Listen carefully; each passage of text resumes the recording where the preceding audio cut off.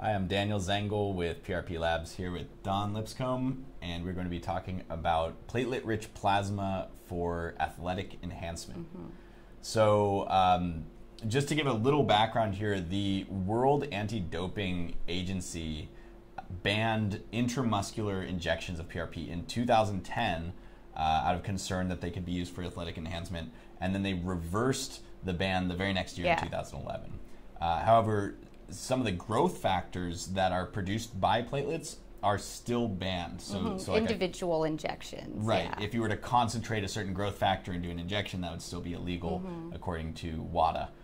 So there is a study that Don's going to be talking about where the authors attempt to determine if PRP does in fact cause athletic enhancement. Can you tell us a bit about this, Don? Sure. So this author wanted to test to see if you got an injection of PRP into the muscle, the circulating growth factors that are the residual ones, could that end up being used to enhance your capabilities on the field or on the track, whatever it might be? So this study consisted of 25 patients. And they were very careful about who they got to be part of the study.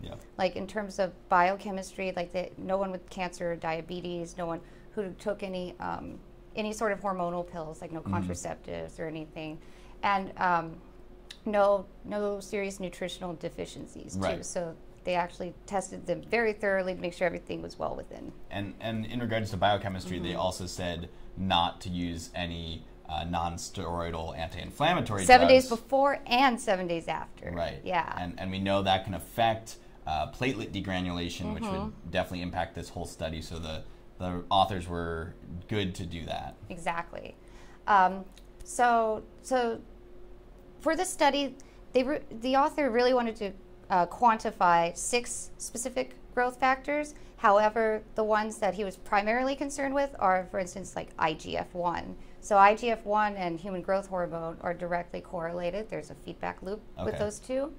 And so whenever they actually tested the patient's blood, you saw about by day 24, you did see an uptick in IGF-1.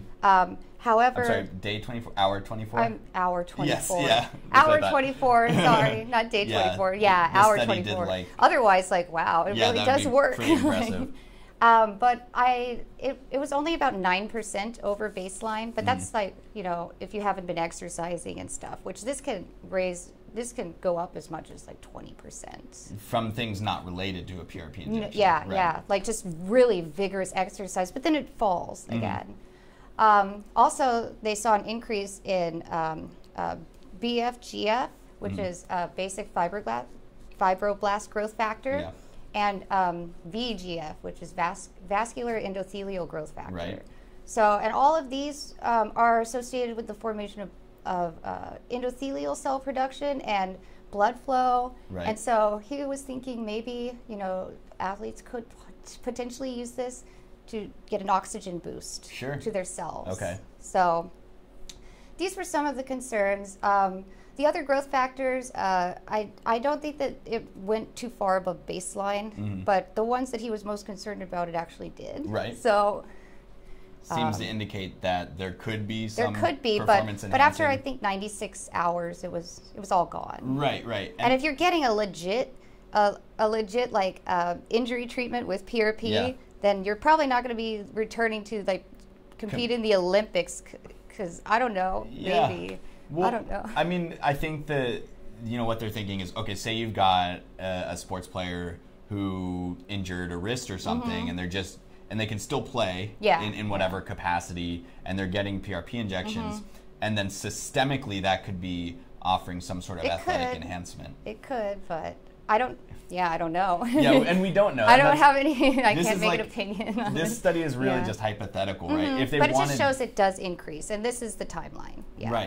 If we want to see, does it actually, without a doubt, increase athletic performance, they would need to have 2 groups, you know, placebo control, and they'd need to actually be lifting weights or doing some kind of tangible athletic exertion to see if it improved performance. Yeah, and you and I actually discussed this before. Everyone did not receive an equivalent injection of PRP because it depended on the injury that he was treating. That's right. So he was trying to replicate like what would go on in a real clinical setting. Right, exactly. And additionally, one other concern that was brought up was, so it could be that PRP injections could be used to mask something like injecting human growth hormone. Right, right. So there would be, some checkpoints that you've got to see, some other biomarkers. Like if an athlete tested positive for IGF-1 or VEGF, right? If they had elevated levels and they were accused of using human growth hormone injections or some other kind of illegal enhancement, for them to be able to say, oh, well, it was just for my PRP injection yesterday,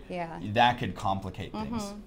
So there will definitely have to be more checks and balances, but at least as some study looked and tried to quantify the evidence, Yeah. So maybe PRP makes you stronger. Maybe. I need it. Right. Okay, well, thanks, Don. I think we're going to have some more videos coming up soon here, so we will be right back.